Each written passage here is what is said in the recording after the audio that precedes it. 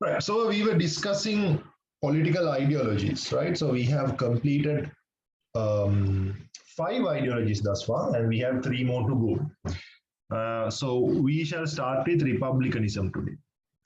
So this is one of the main ideologies which is applicable in today's context of governance, especially going with democracy. The idea of republicanism, practical, like in very simple terms, it stands for the sovereignty of the people being handled by the people. So you all have heard of the idea of popular sovereignty. So this is a little similar to that. Okay. So when it comes to republicanism, we are looking at the idea of people being in charge of the country, people handling the steering wheel of the country, people being responsible for the direction of the country. That's what we are looking at. Okay. So however, this idea of republicanism goes all the way back to ancient Greece, right? In ancient Greece, there was the concept of citizenship, each state being controlled by the citizen council. You guys remember there was direct democracy, which meant that in each city state, the people were in charge of their own city. That's where the idea of republicanism comes, right? In ancient Greece, each city was a state, and each city was owned by the people in that city. So from ancient Greek city-states, we learned 2 important political lessons. 2 important political concepts are granted. Number 1 is democracy, that is people governing people. And number 2 is republicanism. That means that the state being owned by the people. Okay. So when we take into consideration how this concept was developed, right? So we can see that the idea of republicanism was developed under 4 eras, right? Classic republicanism, republicanism during European Renaissance, 18th century republicanism, and 20th century republicanism. So classic republicanism is where we are talking about the Greek and Roman era, right? So during this time, all these Greek and even Roman philosophers talked very much about the idea of being a citizen. What do you mean by citizenship? That is your ownership to your state, right? You being a citizen means that you are one of the co-owners of the state that you are a part of. Now, this idea was founded in ancient Greece. Now, aren't we all citizens of this country? I am a citizen of this country. I have my national ID card, right? Then we take someone from science in this class. She's a citizen of this country. She also has an ID card. Sarah is a citizen. She has an ID card. Warner is a citizen of this country. So what does that mean? We are all co-owners of this state that we are a part of. So this idea came into existence in ancient Greece, right? Roman era also somewhat up to a certain extent this was applicable, but Greek was like the pinnacle time, right? In Greek era, this idea of republicanism was truly defined. This is where the term citizenship also comes from. Okay. Then during the Renaissance time, that means like during the medieval times, it wasn't that great. During this time, being a citizen meant nothing much, right? During the medieval era. So it actually started coming back with Niccolo Machiavelli sort of putting political science through a reasonable change with the book The Prince, and then whole power politics coming into play, and coming into that whole Westphalia Convention and all that, right? So during this time, we consider republicanism to be going through another landmark. Then following that in the 18th century, right? In the 18th century, you guys know that European countries and America went through a revolution. Okay. So people started redefining the idea of republicanism. So you guys need to relate back to the 3rd unit when we studied how modern territorial state was created. So, in the first stage of modern territorial state, it was known as the authoritative state, right? So we are talking about the transformation from authoritative state to the modern nation state. So during that time, what happened? During that time, what happened was that people started taking being a republic a little serious. People started taking being a republic a little serious, and people started going into revolutions because they did not get that republic they expected from the modern territorial state with the authoritative state coming into play, right? Because the authoritative state again was violating the rights of people. It was not allowing the capitalistic market, right? So which is why people went into revolutions to change the authoritative state into the modern nation state as we know today. All right. Then comes the 20th century republicanism, exactly what we have today, right? We are talking about like, right to vote, then like, equality, things like not having racism, right? Whether you are a black person or a white person or an Asian person, you are allowed to vote. And then like, gender equality, back in the day only men were allowed to vote, now women being allowed to vote. Citizenship is equally given to every group in the society, right? So we consider that part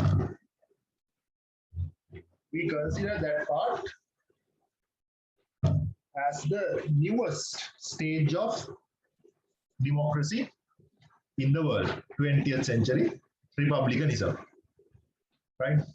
So we talk about the main principles of republicanism. What are the main principles? What are the core teachings? First of all, they completely oppose monarchies, right? The opposing term of a republic is a monarchy, right? A state that is controlled by a monarch. That means a power centralized authority, power centralized government who comes to power from the bloodline or by force. Okay. So in fact, the whole idea of republicanism was developed against monarchies. Now, if we look at this third era, 18th century republicanism, all these revolutions we are talking about, French Revolution, American Revolution, they were done against monarchs. They were done against the British monarch, the French monarch, and all that, right? Then people being considered as the origin of the political power, as I mentioned, this is where political power begins. The political power of the state belongs to the public, right? People are considered as the owners and the holders of sovereignty power. Okay. Why you consider monarchies as the exact opposite of a republic is because in a republic, the sovereignty is owned and held by the monarch, not the people, right? It's not like people have the sovereign power and people have given it to the monarch. Monarch has it in the first place. Okay. It goes the other way around here. When you have the owners and the holders of the sovereignty being people in a republic, people owns the sovereignty power. People hold the sovereignty power and they hand it over to the government for a limited time. Okay.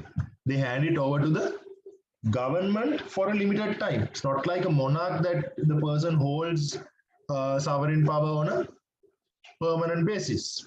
Okay. That's the difference. Then head of the state being selected by the people. Head of the state means like the leader of the country, right? The leader of the country should be chosen by the people. This is why Great Britain is not a republic. Up to date, Great Britain is not a republic. Why? Who is the head of the state in Britain? The British Queen, not chosen by the people. So Britain is not a republic. Britain is a monarch. Up to date, it's an imperial monarch. Up to date, the head of the state is a monarch. Okay, only the real executive is a democratic government. Then the active roles should be roles. Active role of citizens in the political system, right? So given that people own the sovereign power of a country,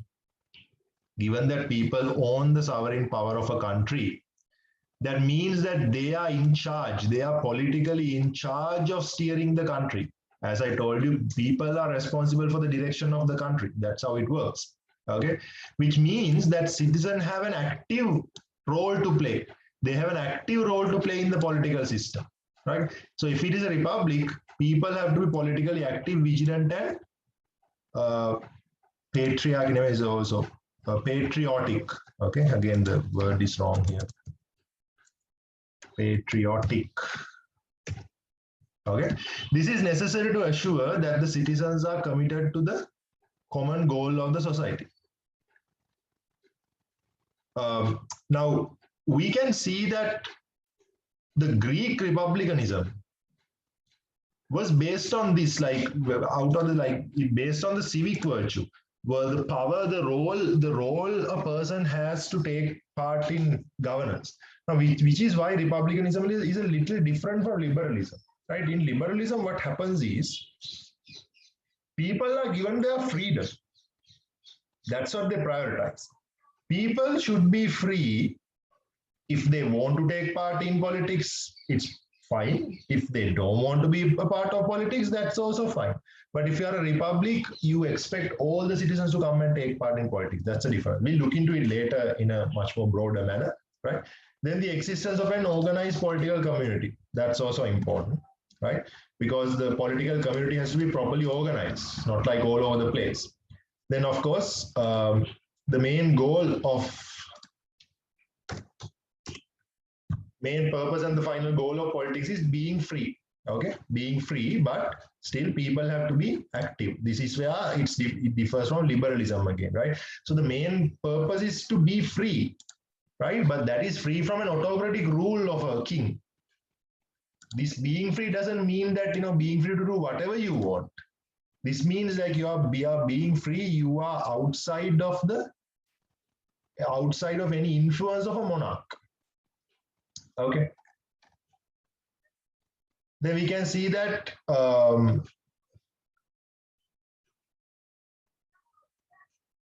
there are two differences when it comes to republicanism and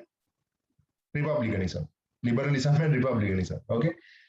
First, how it handles citizens and politics. Secondly, how it handles freedom. Okay. So in terms of citizens and politics, we can see that republicanism supports the active citizenship, right? That means citizens are supposed to be active, right? Citizens are supposed to be active in a republic because they are expected to fight for their rights, right? So in fact, like they don't believe rights as a gift given by the state. Republicanism believes rights are a thing that you need to earn from the state by being active, right? Liberalism, on the other hand, says no. You all are citizens of this country, so you all deserve your rights. You don't have to fight for it. You should be getting that. So that is called passive citizenship. Passive citizenship, not active citizenship. Passive citizenship. Okay.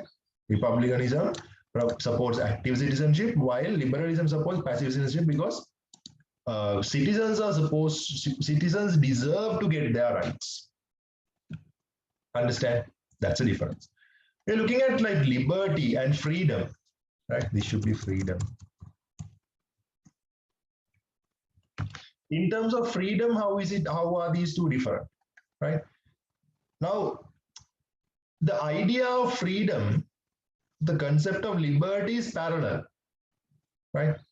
It is parallel in liberalism and republicanism. Of course, like the idea of freedom is the same thing, but it is interpreted slightly differently. Okay, it is interpreted slightly differently. How does it work? Because when it comes to liberalism, they believe that the freedom of a citizen should not be compromised by any means. Okay, should not be compromised by any means. That means if you live in a country that prioritizes being a liberal country, this country believes that no matter what happens, your freedom should not be compromised by any means. Okay, even if it means like sort of like pushing the people to go vote. People have elections, people should be voting in elections in choosing their governments, right? But if you are sort of like pushing people to go vote, that's a compromisation of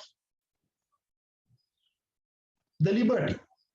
if some person thinks that, okay, you know what, I don't want to go vote, I prefer sitting on my couch and, eating barbecue chicken and just watching a baseball match, right? The person is allowed to do that. That's how it works in the USA. USA is a country that prioritizes being a liberal country, right? So they don't push their people to go vote. They don't push their people to go vote, right? Because if a person says, I want to sit on my couch and eat corn dogs and barbecue chicken and just watch the baseball match, right? Baseball game, the person is allowed to do that.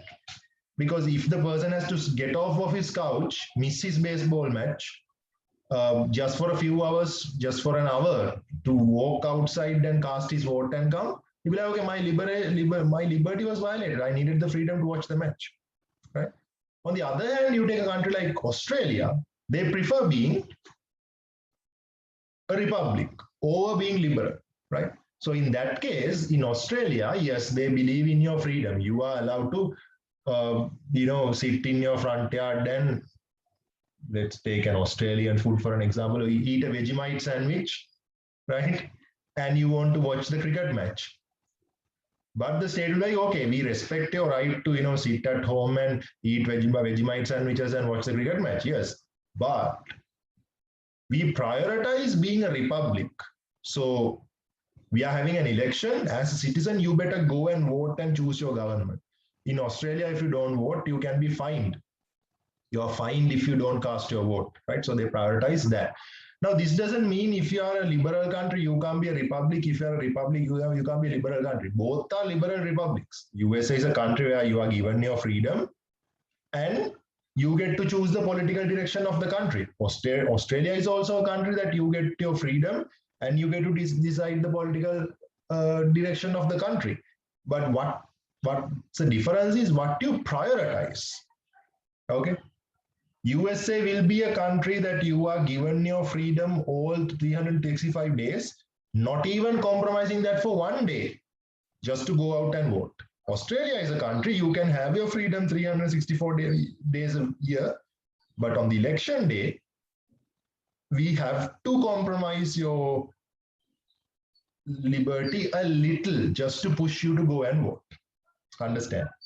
Now, the general example I use for this, if you have the printed version, I put this box here to put a short note or maybe to draw this common example I normally go to. Imagine you are driving outside Colombo, you're going on a family trip with your parents, right? Your father could be a liberal Republican father, right?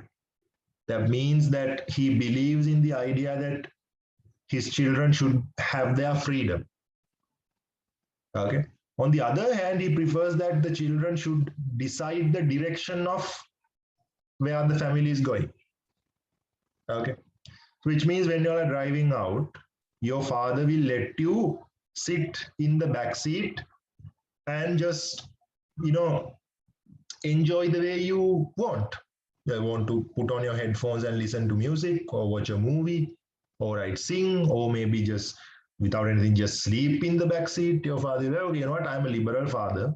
I want you to have your freedom. I'm not going to bother you or tell you what to do. Also, your father believes in, okay, you know what, I'm a Republican father. I believe the children sort of should have the say in where this vehicle is heading. Okay, I will be driving where they are asking me to drive. Now it's a matter of what your father prioritizes. You see, your father is a liberal father who gives you your freedom, and he's a Republican father who decides where the vehicle should be heading, allows you to decide where the vehicle should be heading. But there can be times where your father will have to prioritize that. Let's say you all come to a junction. You don't know whether to go to left or right or straight. In that case, either your father could be a liberal who prioritizes liberty. He would be like, okay, you know what? I am not going to bother my son or my daughter even to ask where should I turn, because that's for a second I am interrupting his or her music or the movie, or I have to wake them up, right?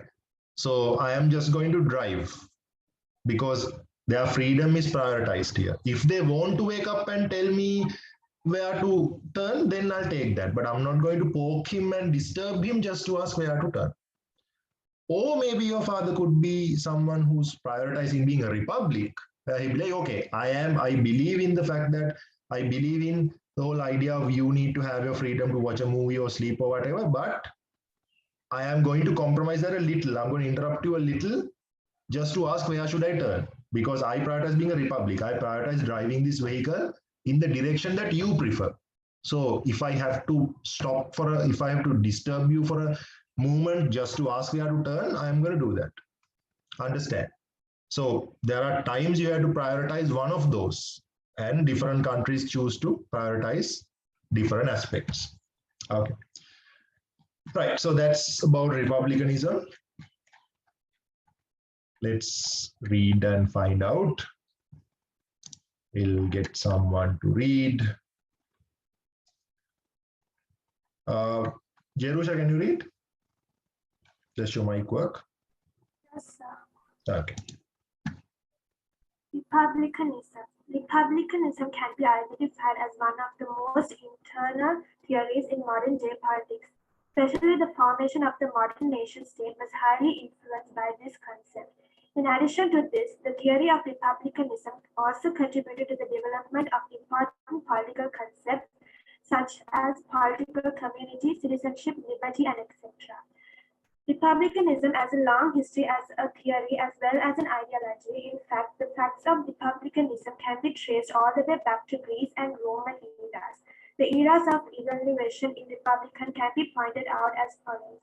Classical republicanism, republican during European Renaissance, 18th century republicanism, 20th century republicanism. Classical republicanism. This era is considered as the origin of republicanism. This era was expanded from Greek city-states till the Roman Empire. The ideology of republicanism was founded in ancient Greek city-states, as the idea of this is that the citizen being politically in charge was an effect. Republicanism was developed by many philosophers such as Aristotle, Socrates, Plato, Greek philosophers, as well as Polyphemus, Cicero, Roman philosophers, etc. Republican during European Renaissance. During the 15th century, with the rise of the theory of power politics suggested by Niccolo Machiavelli, political science went through a reasonable change. Following this, a new interpretation of republicanism also came into existence. 18th century republicanism. By the 18th century, European countries as well as America went through a wave of revolution against monarchs. This revolution was inspired with the concept of citizens being in charge of a state. Therefore, people started redefining the ideology of republicanism, which resulted in the transformation from the authoritarian nation state to modern state. Out of these revelations, the French and the American Revolution are mostly important as the views of thinkers such as Rousseau, Montesquieu, Thomas Jefferson, and James Madison were extremely important for the development of the ideology of republicanism. 20th century republicanism. This refers to the current political system of the modern nation state. In this system, republicanism stands for people being in charge of the sovereignty of the state. This concept is more effective in the modern context. In terms of the theoretical aspect, the views of Hannah Arendt, Quentin Skinner, and Philip Pettit are considered as important.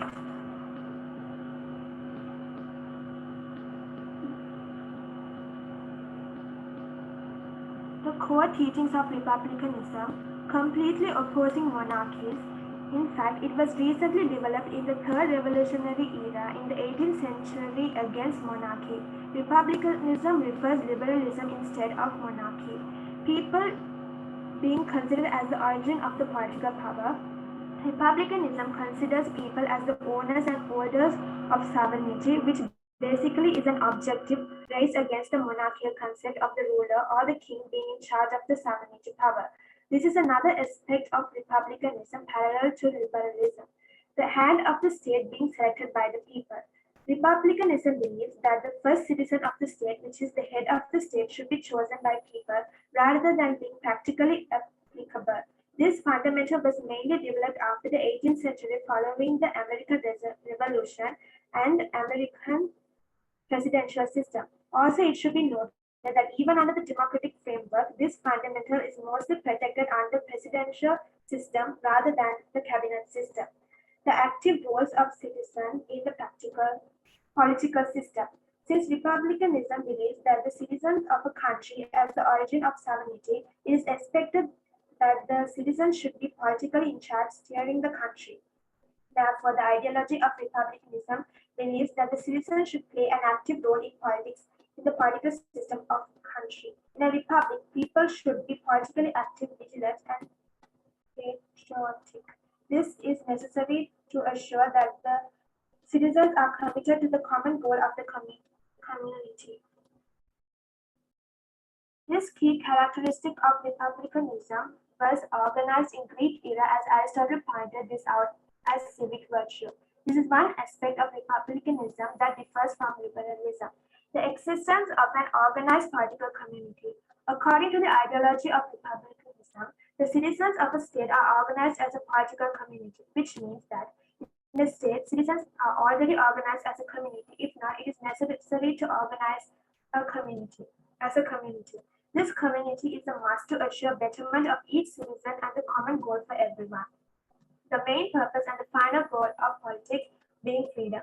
Republicanism believes that the main purpose and the main goal of politics should be freedom. Therefore, citizens should actively constitute to protect the freedom.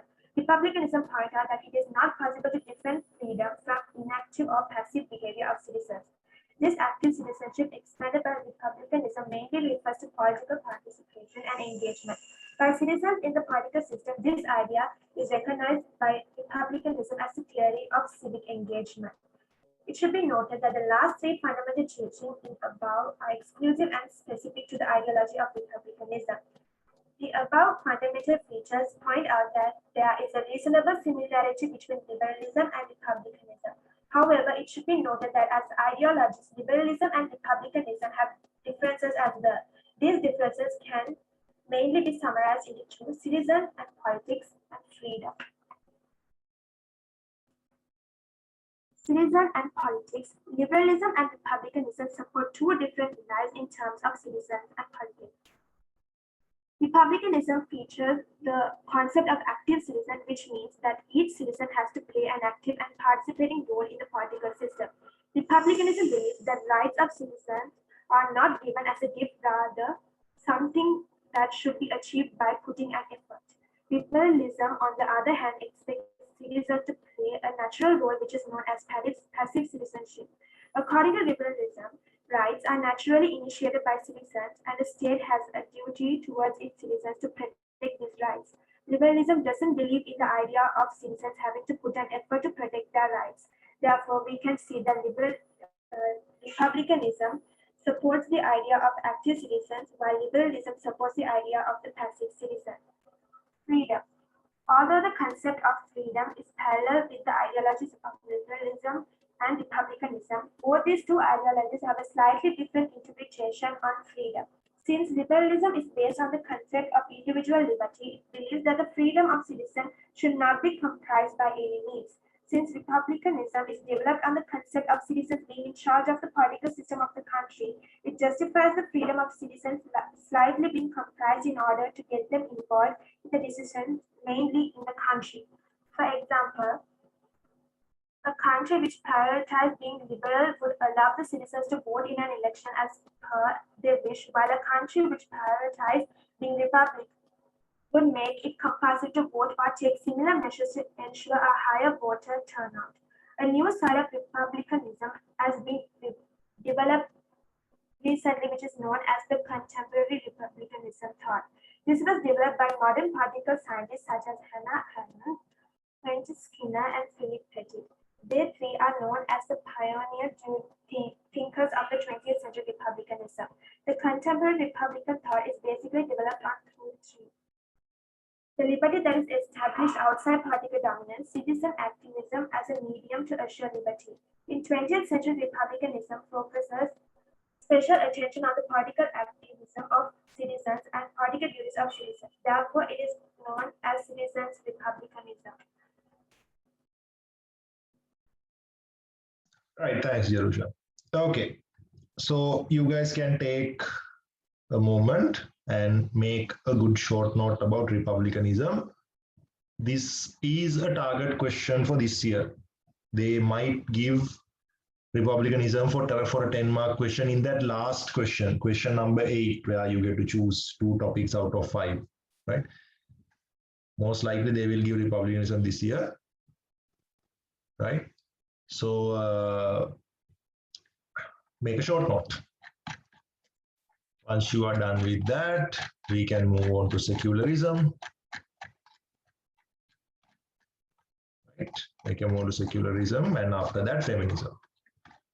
Then we are done with unit 5. Okay, short note time.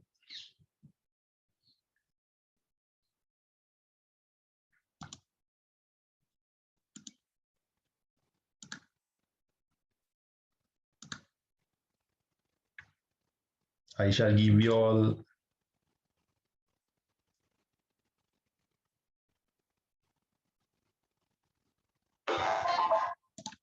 I shall give you all 5 minutes.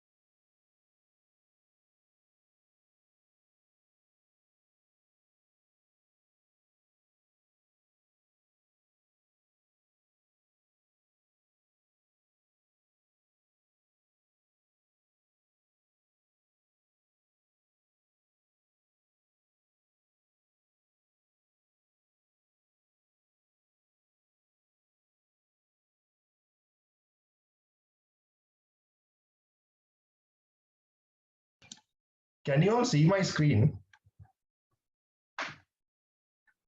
Yes, sir. There's something wrong with my word. MS Word.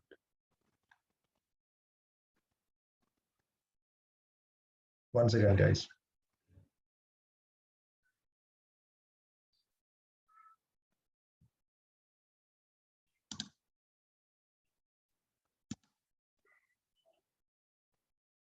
Right, okay. Now we have to move on with secularism. Okay, right. Now, speaking of secularism, this is an idea where this was started in Europe, right? This was started in Europe as a part of academic thinking. Okay, started off in Europe as a part of academic thinking, right? And it was started around the 18th century. Okay, now there's something you have to keep in mind. Now you can see there are some religions here, right? In Sri Lanka, we are mostly familiar with Buddhism, Hinduism, Islam, and Christianity. Right? Other religions we are not very familiar with, but a lot of the religions are there in the world. Now, one of the wrong things that is taught in this lesson is the whole idea that secularism is atheism or secularism is rejecting religions. Now, that is wrong on two levels because, first of all, atheism is not rejecting religions in the first place. Atheism means not being affiliated to a particular religion. Okay. Secondly, secularism is neither of those. Secularism does not question anything about the truth of religions, it does not criticize any religion, it doesn't have anything to do with any religion. Secularism simply says one thing. You get religion involved in politics, then it's a disaster. So keep religion outside politics. Keep religion and politics separated. That's all that they say. That's all. Okay. Other than that, they are not criticizing religions on any manner. At least the main theory of secularism. There are subcategories of secularism that sometimes do. But main idea of secularism as an ideology does not question any religion. Okay. Then speaking of the beginning of secularism, it was all started in the European times, especially around the 18th century, right? So the whole problem was, you guys know, during the medieval times, the Catholic Church was heavily involved in politics. This was a part of the reason that we call that the feudal state and the king's powers and the regional modern king's powers and the church power and all that. It was like overlapping with one another, which created a whole huge problem. And if you remember in the Westphalia Convention, they decided the borders of the state, and they made sure that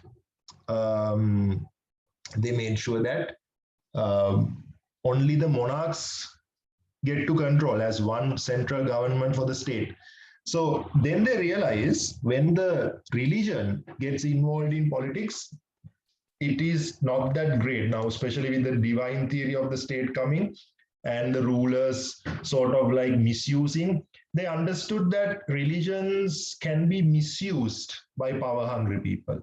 Religions can easily be misused by power-hungry people because religions are a very sensitive thing, and one can use this to corruption.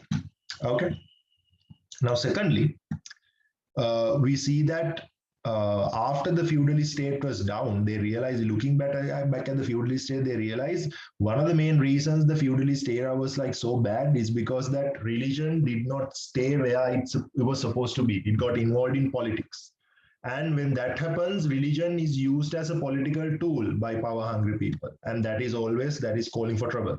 They wanted to stop this from happening. They said, just keep religion separated from politics. Religion has to do with your faith. Politics is something else, right? So, which is why it is different from atheism, because atheism is about beliefs, right? Atheism means that you are not necessarily believing in a religion, one particular religion. You are not a follower of a religion. You are not affiliated with a particular religion, okay? But secularism is a political theory. We are talking about keeping politics outside the religion, or keeping religion politics free, politics religion free, like that. Okay. So looking at secularism, we can see that there are three types of secularism, right? Three categories. First, you have the liberal secularism. That's the whole idea. Out of these three guys, like keep in mind the liberal secularism is the important one, most important one. Socialist secularism is a unique version on its own. It is not commonly followed. Socialist secularism is a part of socialism, scientific socialism given by Karl Marx. Liberal secularism is what that matches with that definition we talked about. This is the most commonly followed secular format in the world. Indian secularism is also liberal secularism in practicality. So the first one is the most important one. So liberal secularism is pretty much as we discussed before. It's about that whole idea. It's about that whole idea of keeping religion and politics separate. So that way that politics can't be used as religion can't be used as a political tool. Socialist secularism is a little heavier. Now, although secularism in general does not criticize religions, socialist secularism does. Okay. Now, Karl Marx, when he provided the ideology of socialism, they talked about how rich people are exploiting the poor people and how poor people are suffering, right? You guys recall studying socialism. Okay. So when you ask Karl Marx, what do you think about religion? Surprise, surprise, Karl Marx thinks that religion is a trick played by the rich people. Okay. Karl Marx believes that religion is something that is used by rich people to sort of like justify what the hardships poor people have to go, right? Okay. So, given that any religion for that matter, right? So you take a Buddhist, and let's say that you are a very poor person and you have a rich master who is taking all your labor and giving you a very small salary. So you don't have a proper meal while your owner has a bigger meal. And like if you are a Buddhist, you'll be like, okay, it's because of karma, right? Because maybe in my previous life, I did not give food to other people. Maybe my boss has done good deeds in his previous life. So karma has come and it's justified. I don't have good food and he does. Right? Or even if you are a Christian or if you are following Islam, you'll be like, okay, it's the God's will or it's Allah's will, right? And God will make sure I will get a good meal someday. Allah will make sure that I will get a good meal someday. So you just tend to look forward and just justify whatever you are going through with the religion. That's how religions work. Religions are supposed to sort of like give you some emotional support at a time that you are going through hardships, right? But Karl Marx interprets this in a different way. Karl Marx says that, okay, the religion sort of justifies the unfairness you go through, right? Religion never says that, okay, that person is taking advantage of you, unfair advantage that you have to fight and make everything is fair. Religion does not give you that motivation. So Karl Marx says this religion is a trick played by the rich people to justify the unfair system in the society, okay? So much so, apologies for pointing this out. This is not my opinion. I'm just quoting out Karl Marx, and I'm sorry if due to the strong language, if any of you all find this offensive, but this is what Karl Marx said. He believes that religion is the drug used by the people, right? That means that you are going through hardships. You take a dose of drugs just to, forget your hardships. So it's like religion. Religion, you use that as a drug just to get over and just to keep yourself up during the hardships. So that's what Karl Marx says. So in his socialist system, Karl Marx says that this religion should function under heavy censorship, right? So in the socialist state, they keep religion completely away from politics. Not only that, all the religious institutes are functioned under the supervision of the state. Now, this state we are talking about the working class dominated state. Okay, right. Then you have Indian secularism, right? Indian secularism, where these three names are the important names: Jawaharlal Nehru, Dr. Ambedkar, and Rajendra Prasad, right? These three people are known as the people who actually implemented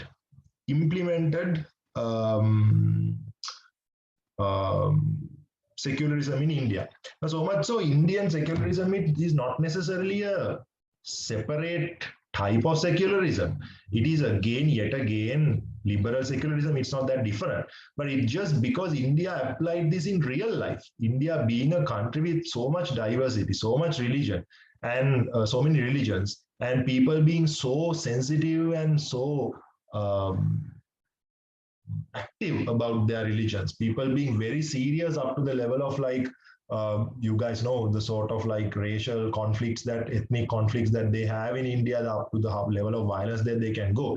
Being that heavy, India made sure that their constitution is secular. So India has a secular constitution where the constitution takes all the religions equally and they keep politics away from that, right? So they have this idea of dharma nirapekshata in Hindi. So this means that the state should not be biased towards any religion, right?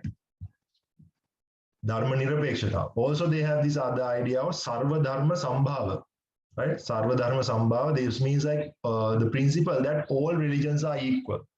Every religion is equal. All the religions are equal because all the religions are about bringing peace and making the world a better place, right?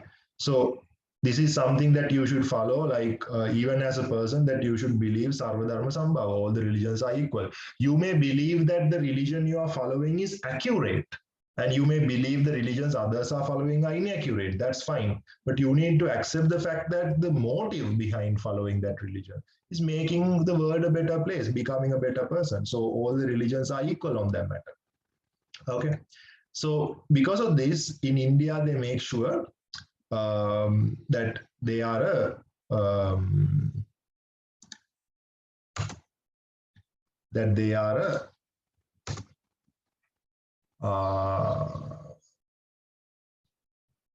secular state. In reality, they are a secular state, them being a secular state. Okay, right. Then how important is secularism in contemporary politics? Now, back in the day, secularism was something that mattered to internal politics of a state, right? So keeping your country, keeping religion away from politics in your country was what mattered at that time.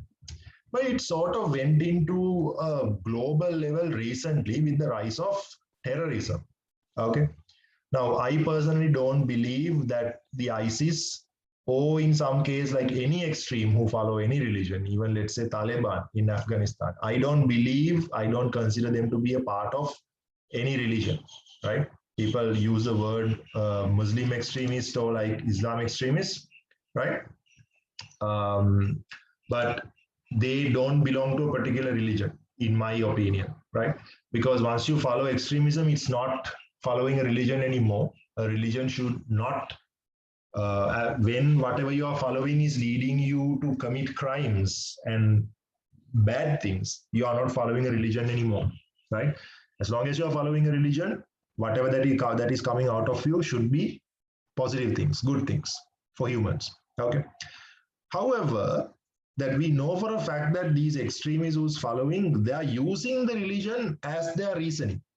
Whatever the extremist actions they use religion as the excuse that they have. They are saying that they are doing this for the God that they believe in, right? So it has been a problem that when we're looking at ISIS, right? ISIS's final goal is creating a country, a huge country that follows their vision, right? Their vision. It's not what people who follow Islam generally follow. It's what they follow, right? Which is why I don't consider them to be a part of any religion.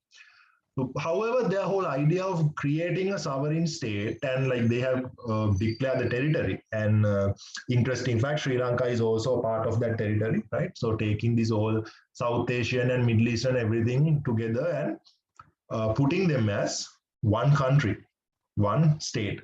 So you can see how religion being used for extremism, and then that is getting merged with politics and the concept of sovereign state, and how that has led to global level of rise of terrorism. So because of that, modern day world politics believe the importance of secularism so much, right?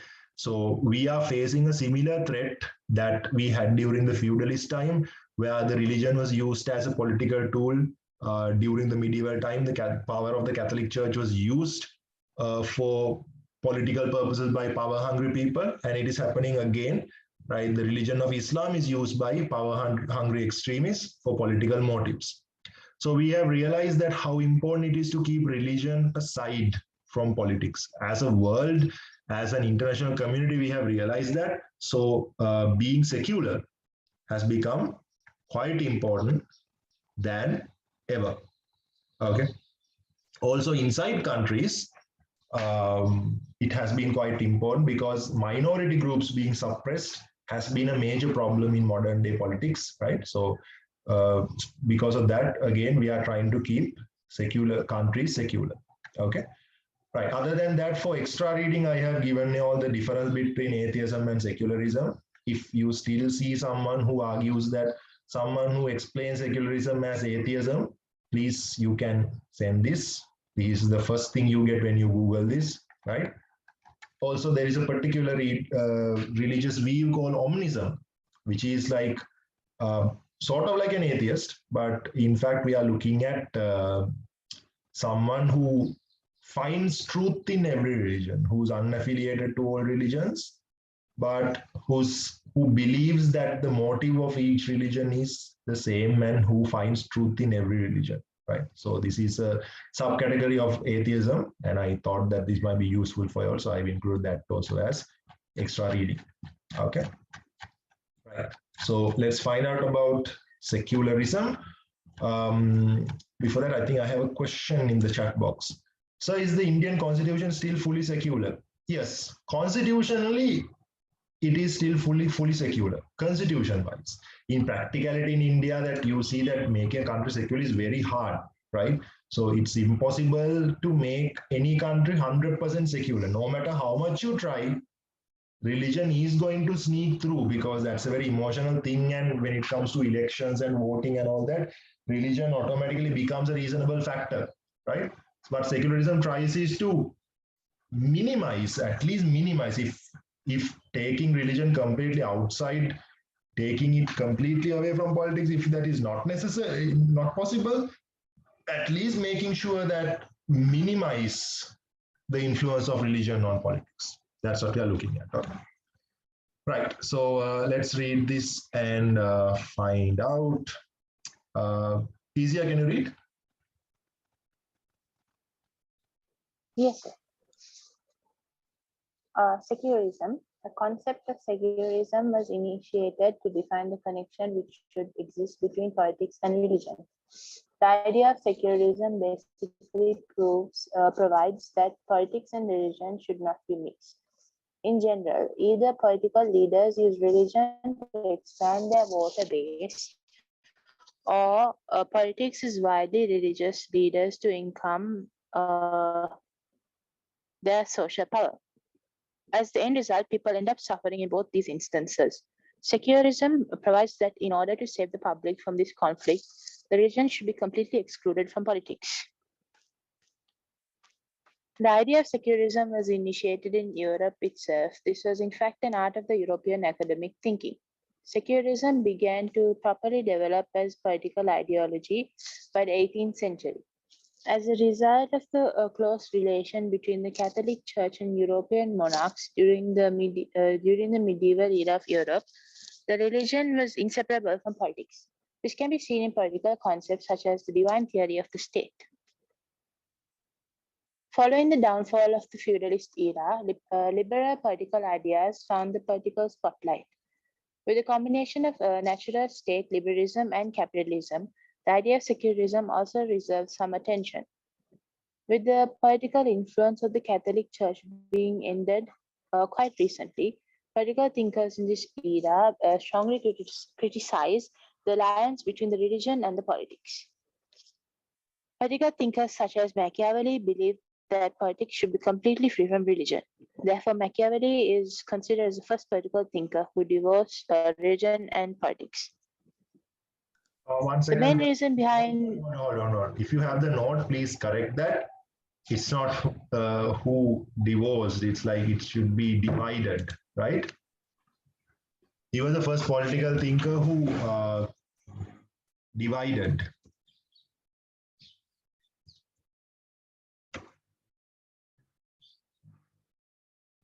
who divided religion and politics. Okay. But even like ironically, even if you use the word divorce, that will also add up, I guess. Ironically, that also works, but it's not very professional. All right. Wait, someone's asking what is natural state? Natural state? Ah, yes, it should be national state. Yes, yes, good observation. It should be national state.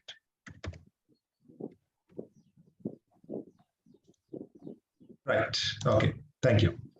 Right. Okay, Izia, you can continue. The main reason behind the beginning and development of secularism was the rise of inter-secularism in Europe. Following the time period of federalism, inter-secularism became prominent where people started prioritizing knowledge over religious faith. As an ideology, secularism is compatible with liberalism as well as socialism. It should be noted that the concept of atheism and the concept of secularism are different from each other. Atheism is not political concept such as secularism.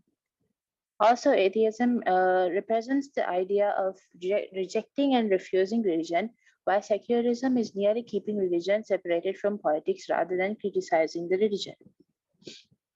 There are many different types of secularism, while 3 of them can be considered as prominent. 1. Liberal secularism, 2. Socialist secularism, 3. Indian secularism.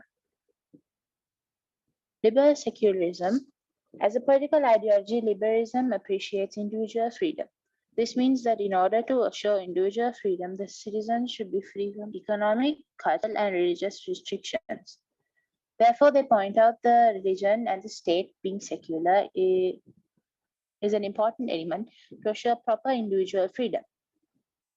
The basic principles behind secularism can be pointed out as follows: separating the state and church individually, state and religion not being parallel, the state not taking part in religious studies or religious propaganda, the state should not endorse on religion, not considering the state as something that should be abolished. Socialist secularism. As an ideology, socialism was initiated as an alternative against liberalism and capitalism. The main motive behind socialists was to establish a society without a class division. The general ideology of socialism was reformed by Karl Marx and Friedrich Engels as scientific socialism. The concept of secularism was included in this scientific socialism. The basic fundamental of socialist secularism are as follows. The socialist state is completely separated from religion. The religion can only exist inside a socialist state with the approval of the state. The religion and the religious institutions are entertained in socialist states as long as the religion poses no threat to the state.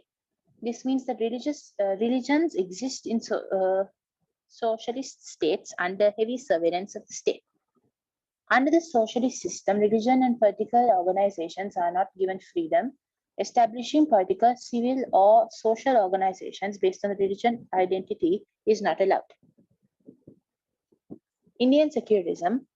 After gaining dominion status in 1947, India manages to shift to a constitution of their own in less than 2 years from dominion status. Important names such as Jawaharlal Nehru, Dr. Ambedkar, Rajendra Prasad, and etc. can be recognized as the pioneers behind the constitution. Being a multi-ethnic country, these leaders recognize the importance of including secularism in their constitution. Therefore, India is credited for being one of the main countries to incorporate secularism in their constitution. It should be noted that Indian secularism is not a unique sub-ideology such as liberal secularism or socialist secularism. Indian secularism is most similar to liberal secularism. It is listed as a subcategory of secularism since it deserves recognition for incorporating secularism in their constitution. Basic features of Indian socialism are as follows. Equally treating every religion, therefore the state shouldn't be biased towards any particular religion. In the Hindi language, this is known as Dharma Nirpekshata. Treating every religion equal on the principle that all religions are equal, this is known as Sarva Dharma Sambhava. Both above mentioned constitutional principles are essence of liberalism. The state should treat all citizens equally without any discrimination or favoring on the basis of religion. When claiming rights, the religious identity of any citizen shouldn't be an obstacle. The importance of secularism in politics. As an ideology, secularism can be considered as one of the most important ideologies. The main purpose of secularism is to keep religion external from politics.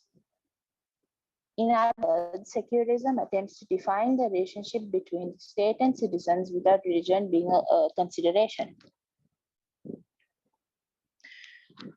Although it should be noted that in practical politics, it is unlikely to see a complete secularism. In fact, religion is often misused by politicians to gain an advantage in the game of politics. Also, the religion works as an decisive factor in election. Even in countries, secularism is recognized by the constitution. Many political movements and political parties are functioning on religious identities. Example, India, which is comparably recognized as a constitutionally secular state, often finds political conflicts with religious influence. This explains that the practical impossibility of making an absolute segregation between religion and politics. However, secularism should be credited for imposing a certain level of control over religious influence in politics. Therefore, secularism is considered as one of the key elements in modern day world politics. So should I continue? Yes, there's a last part for secularism. Right. Secularism and world politics. The topic of world politics became more prominent in political science during the last few decades. In fact, world politics can be considered as a completely different process from domestic politics, which involves different political factors. In world politics, secularism is considered as relevant for two reasons. One, the tendency of an emergence of a theoretic state. This emergence should be based on the principles of religious fundamentalism or radical religious identities. Theocracy basically refers to a government that follows the divine guidance, or the government being handled by officials who are regarded as divinely guided. Such governments have members of the clergy as government leaders. Also, the legal system of the state is based on religious law. The theocratic governments were mostly in effect during the earlier stage of human civilization. With the emergence of the modern democratic governments, theocracy lost its influence. However, with religious extremism, a new tendency of theocracy can be seen. This can even escalate to even more destructive levels such as terrorism. Example, the terrorist organization of ISIS has the ultimate goal to establish a state on extremist religious rule. Therefore, secularism is considered as one of the most important ideologies to prevent the emergence of a theocratic state. Two, secularism is necessary to protect the rights of the citizens of minority groups. In a plural society, different ethnicities live with different religious backgrounds. In such a community, it is most likely that one of the religious groups being the majority of population. This provides dominant power in the political origin, as they have the majority power in elections. Under such circumstances, the majority group has the opportunity to favor their religion and discriminate minority religions. The ideology of secularism could prevent this problem, as it separates religion from politics. Hence, rights of small and persecuted religious communities can be protected. Right, okay. Then you can skip the extra reading bit. Okay. Right. Then we have to move to the last ideology in the unit, which is feminism. All right. Okay. So again, take a few minutes and make the short note. on secularism, which will take a little longer because the note is a little longer. Then we'll move on with feminism. Okay, you have 8 minutes. We'll proceed at 5:40.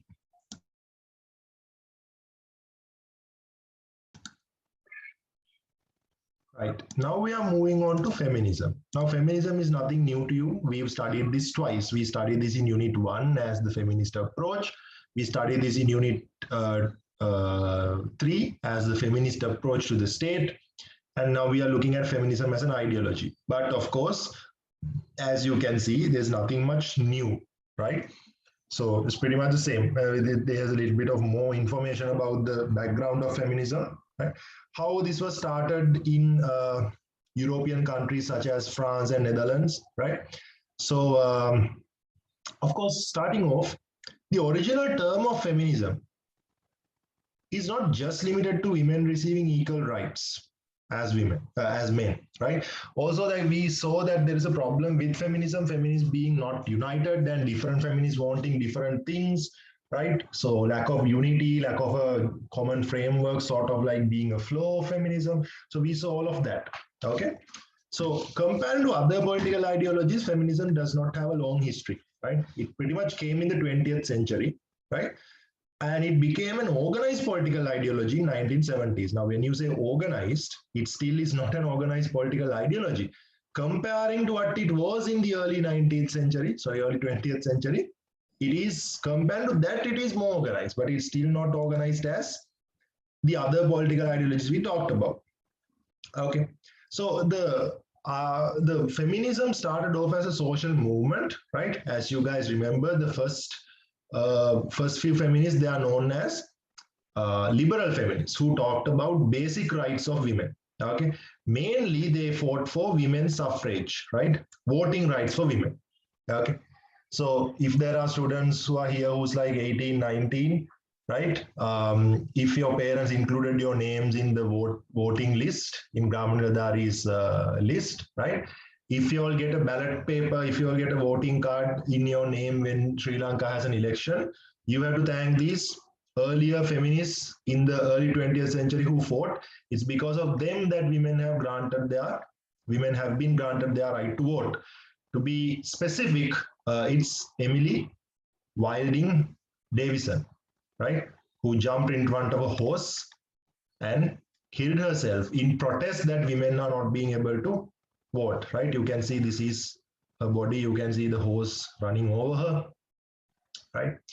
And then how it was reported in the newspaper, in the Daily Sketch, right? And this lady, it's all thanks to this lady that all women are allowed to vote nowadays, right? Other than there are other women like Emmeline Pankhurst, Christabel Pankhurst, Sylvia Pankhurst, they are like sisters. And then also Annie Kenny and women like that, right? So these are the Pankhurst sisters. There's Emmeline, there's Christabel, and then there's Sylvia and the Annie Kenny. So these were the women who fought like really hard for women's suffrage, women's right to vote. These ladies fought hard that women should be able to vote, right? So following that, the other rights are also given, such as like right to employment, right to education, the fact that you all are in an A-level class, right? It's not like that you guys had to stop at primary after learning how to read and write. Like you guys are allowed to do A-levels and go to universities and get jobs. It's all thanks to these women. Okay, they fought and they struggled. That's why you have these rights today. Okay, and then as you all know that this is just a recap of what we studied before. Then came the radical feminists who talked about like more deeper issues and the taboo topics that no one want to talk about, things like sexual suppression of women, right? Women's rights being meaningless with that sexual suppression. Women being able to work in like, have to, for employment. What's the point if women are allowed to work, but if they are being sexually harassed in their workplaces? What's the point in women being able to work if they have to sexually, if their superiors are expecting them to sexually bribe them for promotions, right? It's not like a man working and he can work hard and get a promotion. But sometimes a woman just working hard is not enough. The superior men would expect sexual bribes from her, right? So what is the point in a woman being able to work her way in an exam and get to the university, but all the male professors in the university are expecting sexual bribes from her for her to pass that college degree, right? What is the point of women being able to vote and contest elections if all her like former relationships and her personal sexual life and everything is pulled out and her character is being tarnished, right? That's how it works in Sri Lanka. So like in Sri Lanka, these Sri Lankan men who's like in politics, pretty much most of them, around like 20-30% of these male politicians have like these problems going on of like having extramarital affairs and all that, and no one really cares about them, right? People say like, this person was caught in a hotel room with this some woman, and no one really cares. But if there is a screenshot of a phone conversation of a female politician texting with some man, that's a whole big deal, right? If she's like wearing a bathing suit in a swimming pool, and someone takes a picture of that, that's a big deal, right? People are like attacking her character.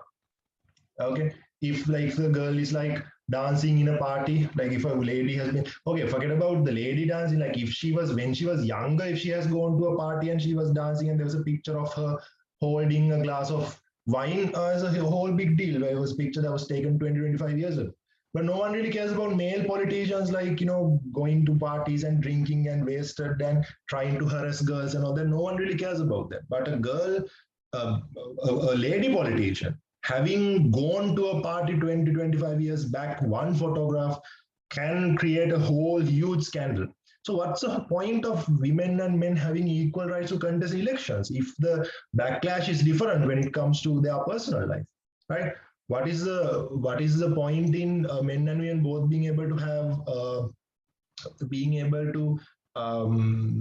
have jobs, while the male male workers having no issue with like any complaint, or like female workers are sort of like crucified when they have to complain about any sexual harassment case that they have, right? Like when people are sort of attacking her, saying it is because her being like a bad character, which is why the person made a move on her. So this whole patriarchal society that we have, the women being the victim and the victim being accused of like tempting the man. So when you have a social system like that, when you have sexual suppression happening like that, what's the point in women having the same rights as men if the application is different? This is what radical feminists talked about. They are known as radical feminists because in the 1950s, 60s, these things were taboo.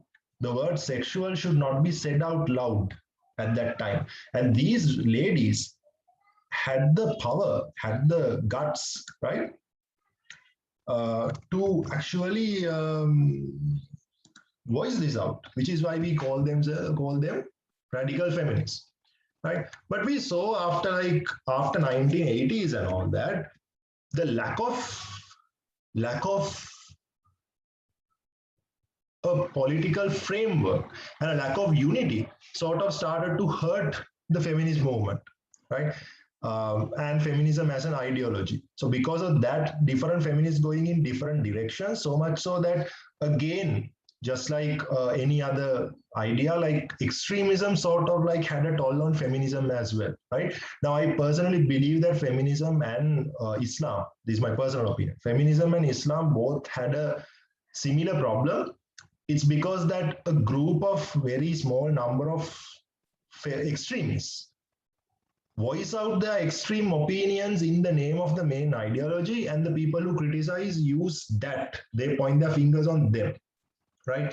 So we have like less than 0.001% of people who supports extremism, who supports ISIS, and who thinks that if they blow themselves up with like people who believe in a different religion, that you get to go to heaven, right? So it's a very small amount of people, but when they do that, the entire community gets accused, right? Which creates a very negative picture on the entire Islamic community.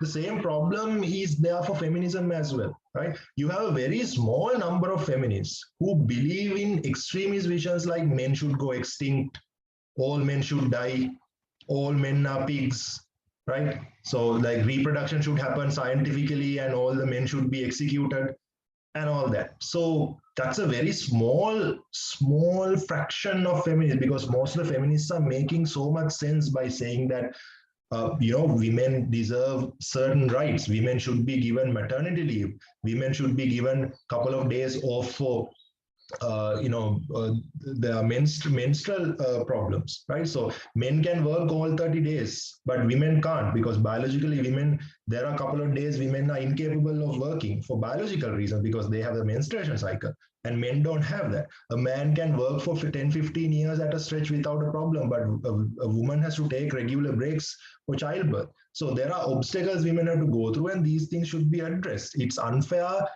to reduce salary for a woman who doesn't work on 2 days because of biological incapabilities, right? For those 2 days, it is not fair when a man, when you count experience, when a woman's work experience get resetted, when she has to give birth to a child and come back, you have to start from the scratch again. So these are things, and those points of feminists actually carry a lot of validity. But just a couple of feminists like believing that that Barbie dolls should not be given because Barbie dolls are sort of like promoting the idea that every woman should have babies, right? Women should not be having long haircuts, right? And women should not be wearing earrings and that. So that's going a little extreme. And the problem between social media and all that, these are the posts that get the attention.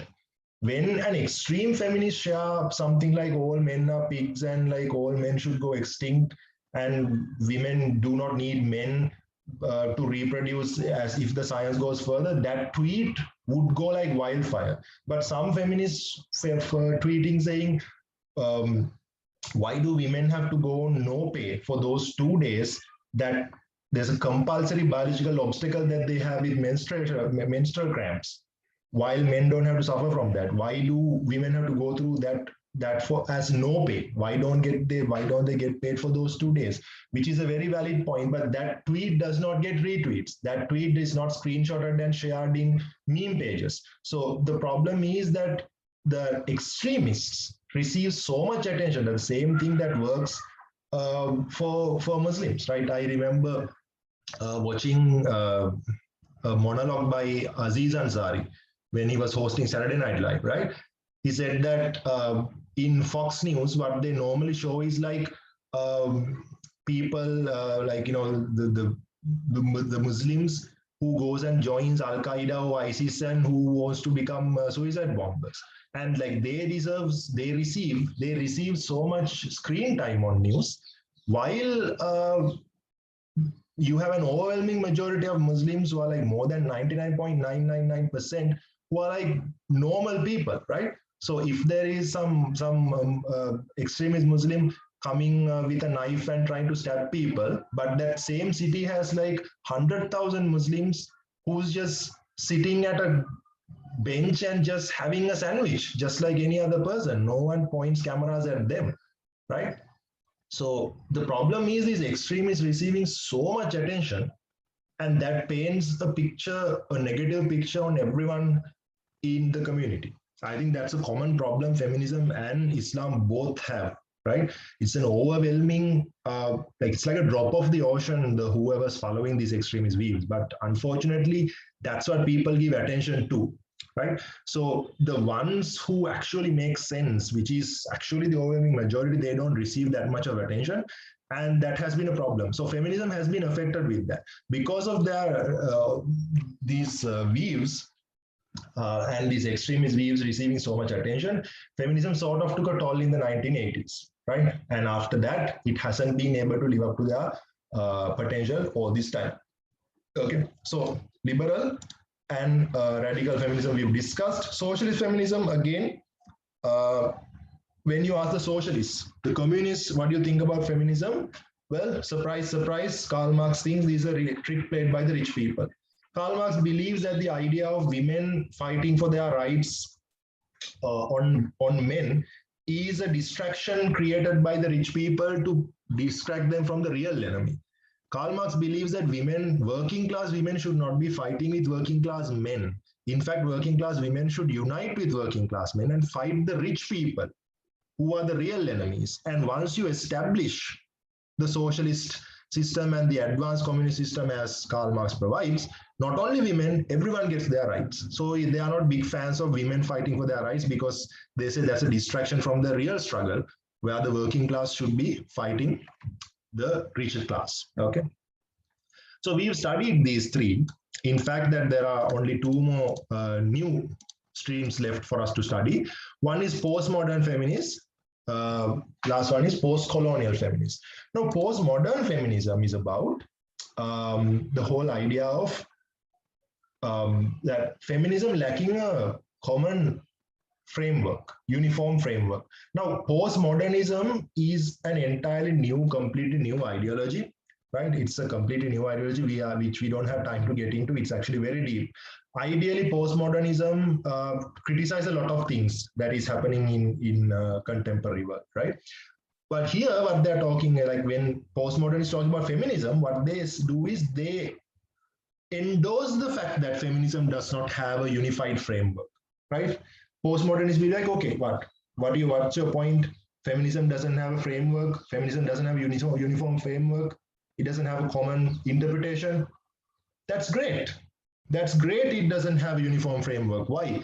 Because feminism is about the position of a woman. We are talking about the position of a woman in the place of a woman in politics, or like the rights of a woman. So women are different. Women face different circumstances in different areas. What's happening in Europe, what's happening in the USA, what's happening in South America, Africa, South Asia, or like in China or Australia. It's different what women go through, right? What women go through, the challenges women go through are different. Even like inside the same country, in Sri Lanka, the Buddhist women, or the Muslim women, or the Hindu women, the Catholic women, or like women in Kandy, women in like Matara, women in Colombo, right? Even women in richer families, poor families, middle class families, right?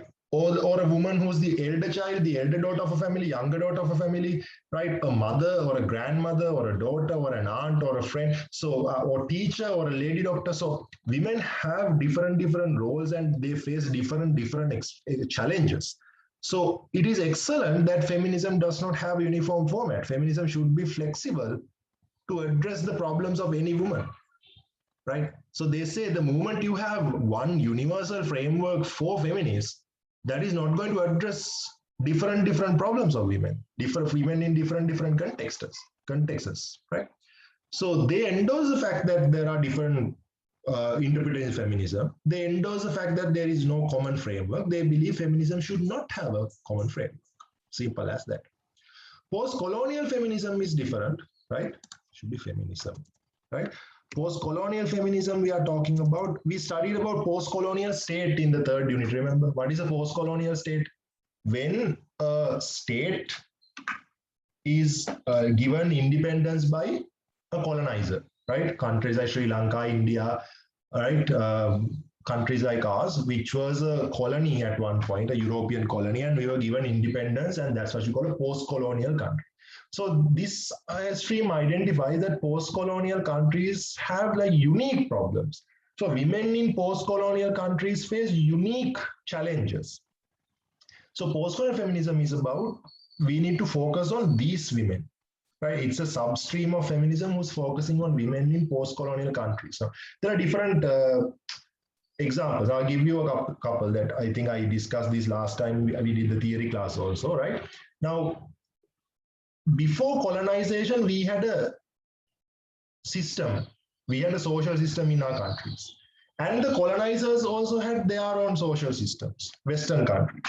Now, in post-colonial countries, what has happened is that we have sort of somewhere in the middle where we are not following what typically what used to be our countries, those social patterns, neither the Western country patterns. Now, for example, we had a system that there was no relationships or dating involved, right? So there was a system of like everything is arranged marriages, right? So the parents talk and they get the children, like they get the people married. and then that's it. And Western countries have a system where, you know, parents not necessarily getting anyone married. It's just the girl and the boy meet and they get to know each other. They have a relationship for a while and then they get married. Now, in our countries, post-colonial countries, this has sort of come to a midpoint where dating and relationships are there. But on the other hand, like if you're sort of holding hands with a person, let's say for girls mostly, right? You know, of course, girls, because we are talking about feminism, right? So if there is a girl who's holding hands of a guy and like, you know, walks on the road, and then like if neighbors see, and like it's going to be a whole lot of problems. So dating is allowed, but when you are dating, you get attacked for that. Right. So back in the day that we had this whole system of like this checking virginity and all that, right? So because there was no dating involved, like there was no relationship, nothing. Okay, then you get married as a virgin. And in Western countries that they have this culture of like, no one cares about virginity because men and women both, they get involved in relations after high school. And by the time they get married, they've been in a couple of relationships. So neither the man nor the woman are virgins anymore. Right? But now we have this system in post-colonial countries where dating is allowed. But when the marriage is about to happen, then still the guy and guy's family, they are concerned whether the girl is a virgin or not. So which has led to a point where the girl is supposed to date the guy and like, you know, be physically engaged with the guy, but to make sure that you protect your virginity, and it's all completely messed up, right?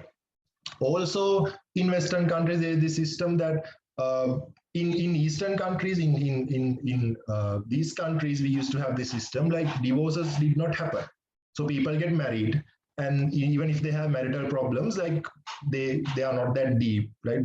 They don't go that far. They talk and they figure things out. They don't get divorced, and they just live until they die. Whereas the Western countries have the system, people get married, and if there are marital problems, they are not happy, they just move on. You get divorced, and being a divorcee or being someone who's unmarried didn't matter.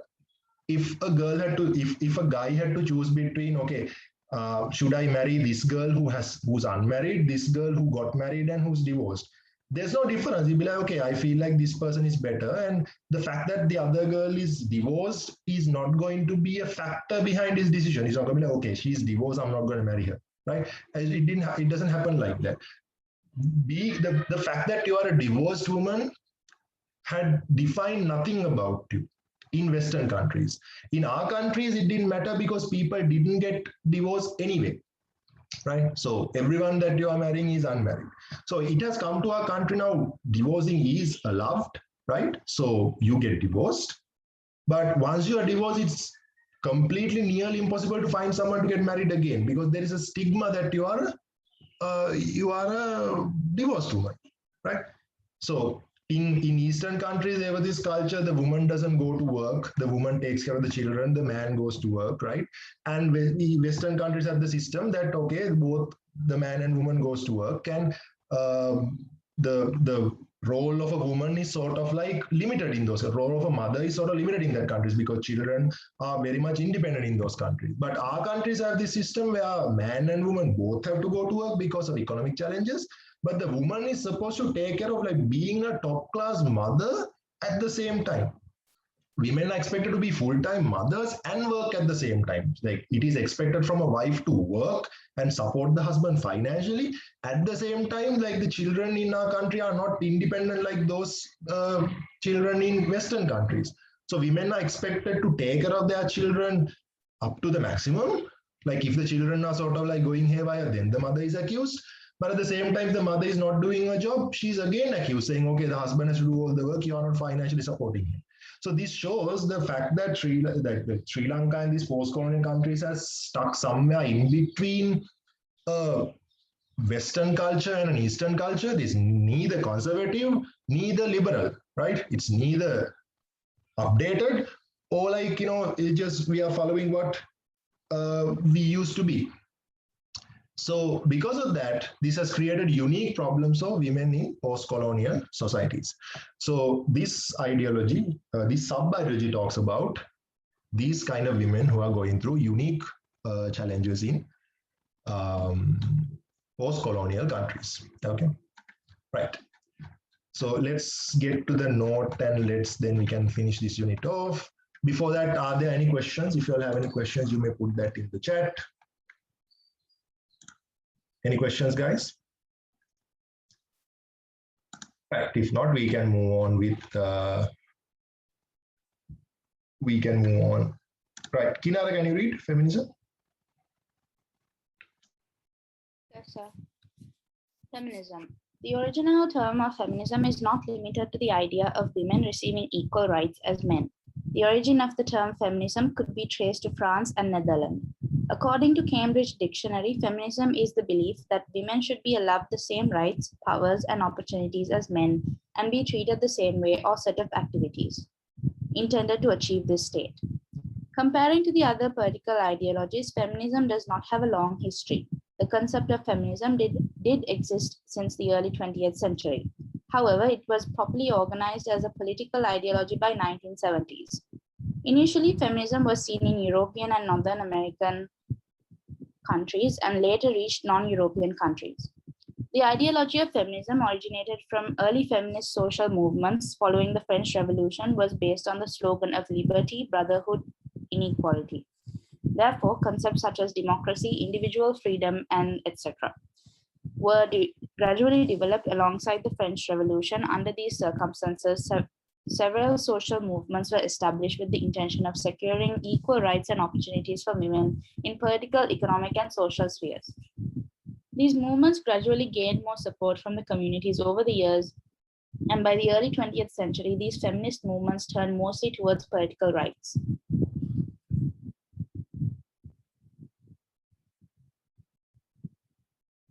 The social movement for women's suffrage, voting rights, was a mainstream social movement during the early 20th century. This movement intended to win political rights for women and right to vote in particular. Noted figures such as Emily Wilding Davidson, Emmeline Pankhurst, Christabel Pankhurst,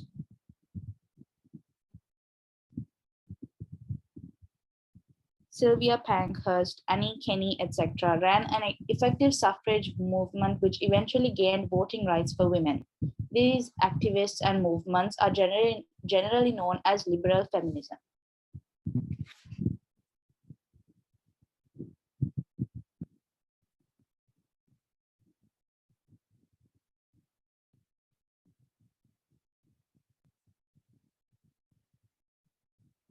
Conservative social interpretation defined women to be weaker than men. Therefore, women were assigned tasks such as childcare and household activities.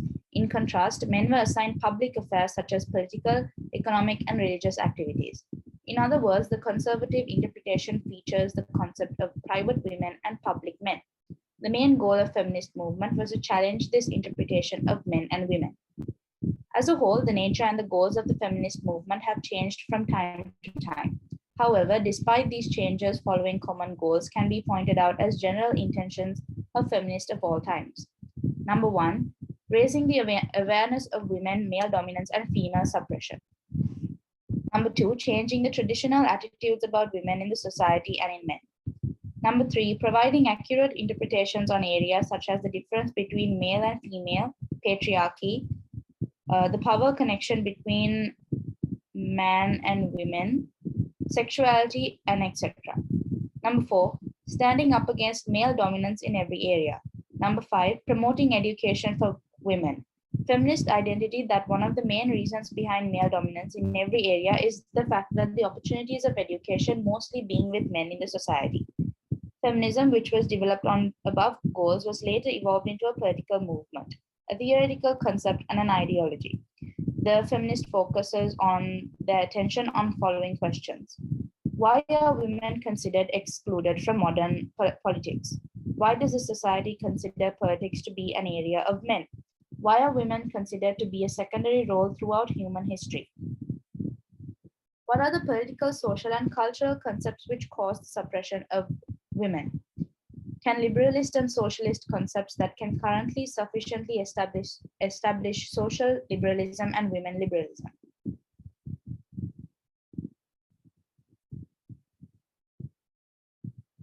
In the process of feminism developing as a political ideology, several theoretical concepts were developed in the process. This included liberation of women, suppression of women, male dominance, male-female sociality, male-centric society, and patriarchy. Therefore, it can be seen that the feminist ideology has created so many conceptual changes in political science. The context of political science, which had been developed since the Greek era, became much more broader in scope with the contractions of these feminist concepts.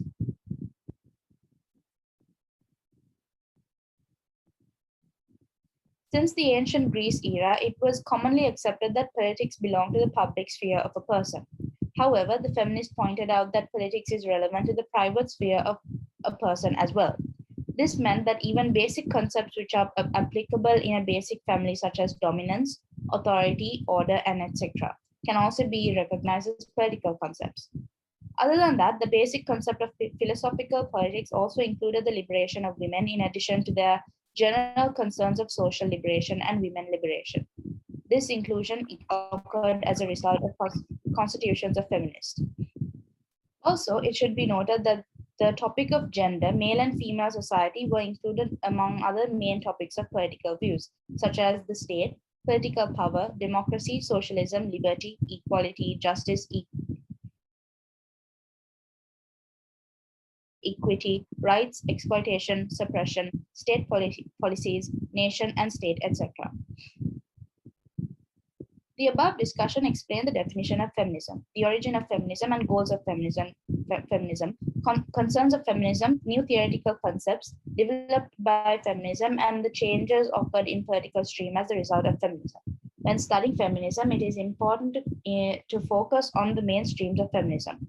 The movement feminism, as well as the ideology of feminism, has several main streams. A. Liberal feminism, B. Socialist feminism, C. Radical feminism, D. Postmodern feminism, and E. Post-Colonial feminism.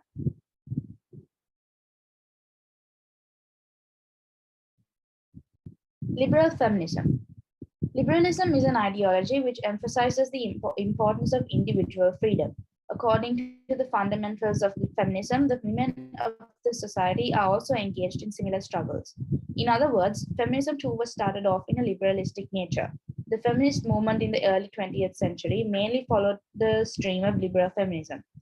Right to vote, right to education, right to occupation, right to equal salaries, right to take part in politics, right to equal legal spaces.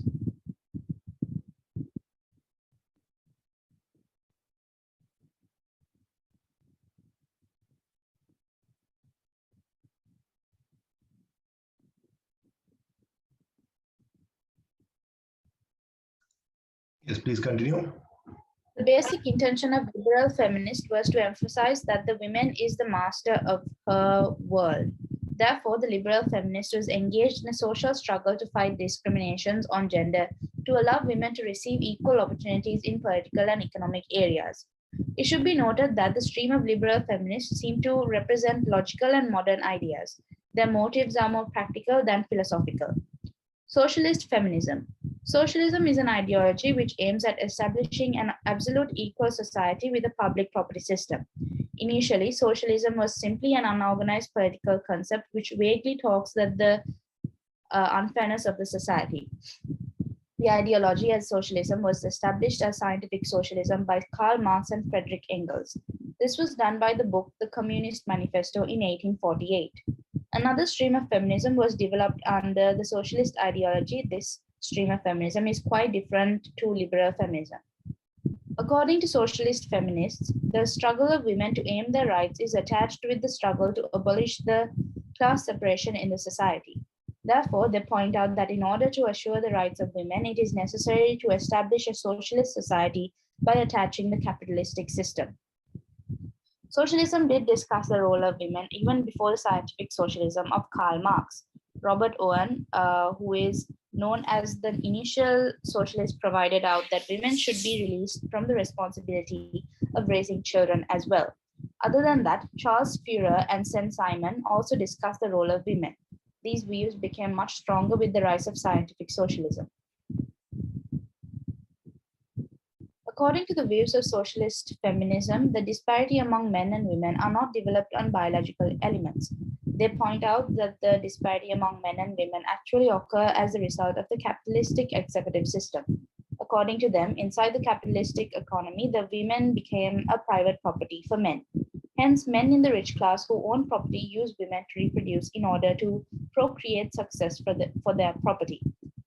Therefore, many point out women in a capitalistic system are equally exploited as much as the laborers. According to the socialist feminism, in order to address the unfairness faced by women, it is necessary to abolish capitalist concepts such as private property system by attaching the capitalistic economy. Therefore, they have combined the struggles of liberation of women with the socialist revolution, which is a struggle to establish socialism by replacing capitalism. Also, it should be noted that the socialist feminist does not agree with the interpretation by the liberal feminists. Most importantly, Karl Marx identifies prioritizing women's rights over the socialist revolution as supporting the desires of the rich class. Radical feminism. As discussed above, the internal feminist movement in the late 19th and early 20th century appeared for measures such as right to vote, right to occupation, etc. These are known as liberal feminist values. Above this stage of feminist movement is known as the first move of feminism. Following the success of the first move, a new stream of feminism was born by 1950s with a more radical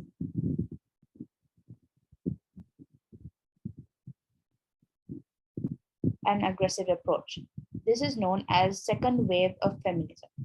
According to the basic idea of radical feminism, dispute women's rights, equal opportunities and equality, women to face several sexual suppressions, political, economic, social, personal, and sexual areas.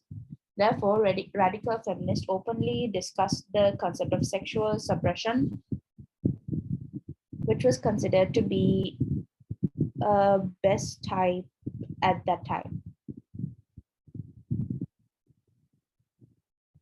According to radical feminists, patriarchy is the foundation of the problem of gender inequality.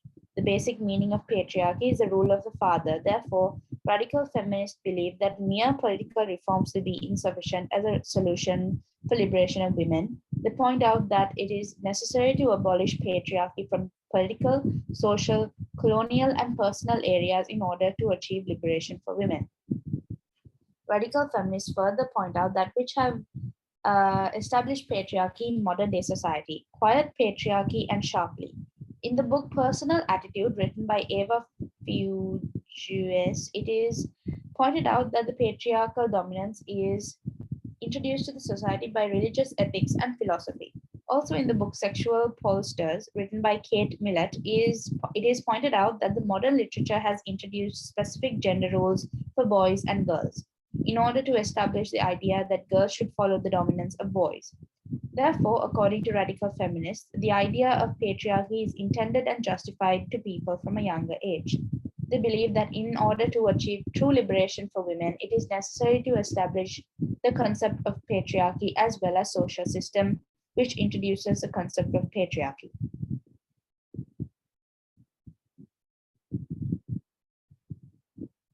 Postmodern feminist. The idea of postmodern feminism is extremely complex. It is vast and unorganized. In basic terms, postmodernism questions the ideologies currently based with heavy criticism. In fact, postmodernization approach to feminism also interpreted feminism, which eventually created a new stream of feminism.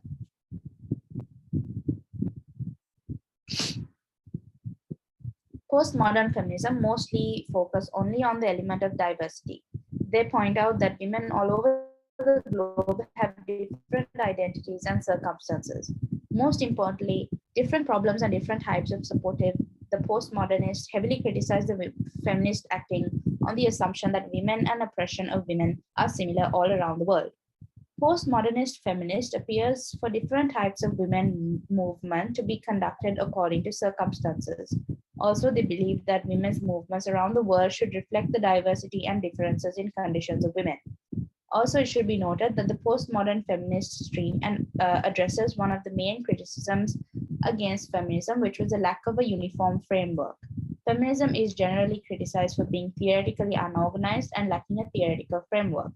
The postmodern feminist, however, believes that feminism should not have a uniform framework, as the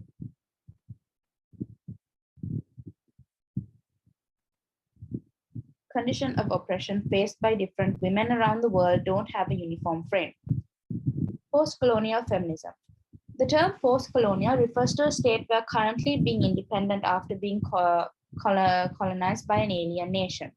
Given that most of the Asian, African, and South American countries were colonized by European nations during the 18th and 19th centuries, by the mid-20th century, a plenty of post-colonial states were added to the world map. Following this, a new political theory was developed. As post-colonial theory, this theory was developed. As post-colonial theory, this theory also has a specific approach towards feminism.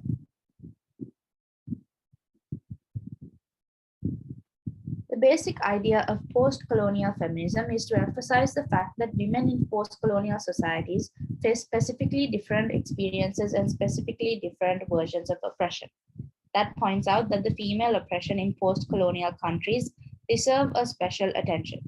A post-colonial country has a society and a state and a culture which is a combination of their native culture and the nature of the colonizers. This creates social patterns and cultural rules which can create unique types of challenges for women. Therefore, postmodernist feminism discusses on establishing a different feminist movement, especially for women in societies that have been neglected to colonial rule. It can be seen that similar to postmodern feminism, post-colonial feminism also emphasizes on the diversity factor. What is unique with post-colonial feminists are that they emphasize for a unique feminist government specifically for women of post-colonial societies.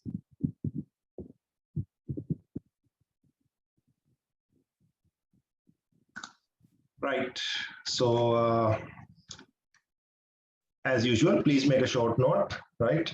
You all can have nine minutes till 6:35, right? I should be starting the next class, group 1 class, but it's going to take time. We'll start the next class at 6:45, okay?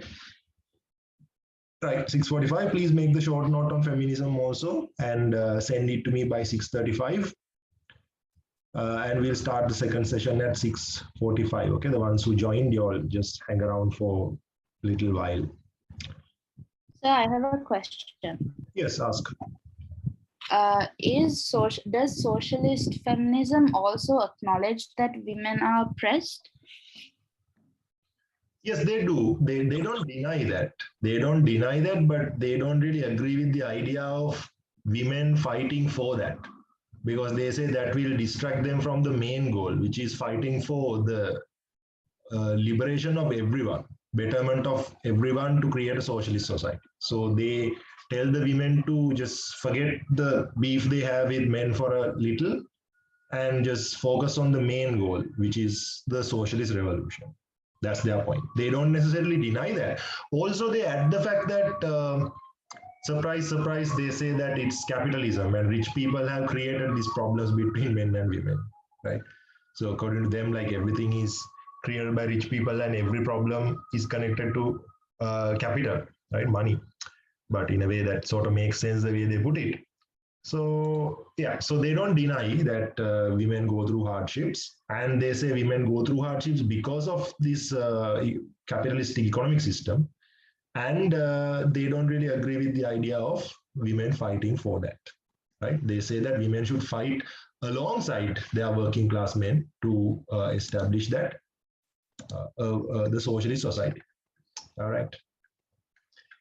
Okay. So instead of the patriarchy, they think that women are oppressed by the rich class, not the patriarchy. No, patriarchy, yes. They think patriarchy is created by the rich class because of the money. Ah, okay. Right? Yeah. Okay, right. That's pretty much it. And unit 5 is done.